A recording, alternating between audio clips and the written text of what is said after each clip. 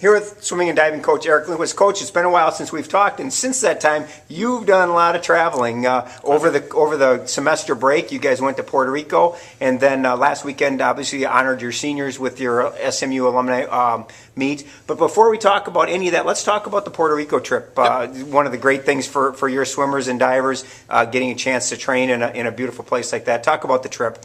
Fantastic trip, kind of continuing a long tradition of collegiate swimming teams taking training trips. Our team has done a number of them over the years, and we really hit a big one this year down to San Juan, Puerto Rico, trained in a beautiful facility at the Encantadas Sports Center. A huge swim meet, the Copa Coqui.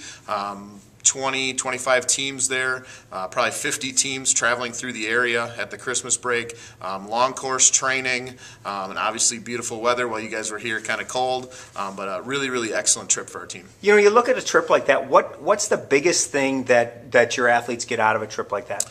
In this instance, it's the long course training, the 50-meter international pool. We don't always have that option on our training trips. We've had it at other facilities, and sometimes we don't. But in this case, that truly is a huge, huge training factor. It's our two-a-day practices, the team bonding, and everything else is important. But I really believe that long course training can have a huge effect on our athletes for the season. And were you able to see any of that last weekend? I know it's just an alumni meet. It isn't scored. It's really more for fun and a great way to honor your seniors, but were you able to see some of that training pay off in that meet? Maybe a little. Certainly day to day in our practices, we're starting to see it. We come back and our running joke is how short the pool feels when we get back here. Talk a little bit about last weekend. Like I said, you've honored your 4 graduating seniors with their last home meet, and you're going to miss those 4 when they're gone at the end of the year. Absolutely.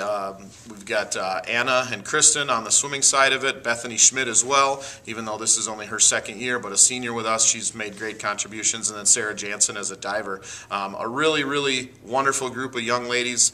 Obviously huge contributors as well. Hopefully, and like I said at the swim meet, contributors this year. We're not done. We just took an opportunity to recognize them and continued with our fun tradition of doing it with our alumni here, which was really great. Yeah, you trained, you competed a little bit. Now this weekend you get back at it. You've got the St. Catherine Invitational on Saturday.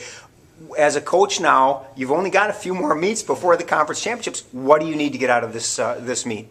We need to swim fast is the bottom line. It's time to go. We're not on our taper and rest period yet, but we need all the little elements to come together. If you kind of buy into my philosophy of swim meets throughout the year as big practices, we've only got a couple practices left. So it's your last chance to put some polish on it, and then we get into our taper and rest phase. Hopefully we may pick up a few more qualifiers this week and then next week as well. A couple of conference schools will be in this meet. Is it a good chance to maybe get an eye on where you're sitting with a couple of teams, or do you just look at it more as a chance to compete? Oh, I think definitely. What's nice when we get up there in these big swim meets is the broad level of competition. We've got from the fastest to on down the line. Everybody finds a race that can help them improve. So getting with our conference and, of course, a couple non-conference would be great too. St. Catherine Invitational this weekend. You guys get back into action. Good luck. Thank you.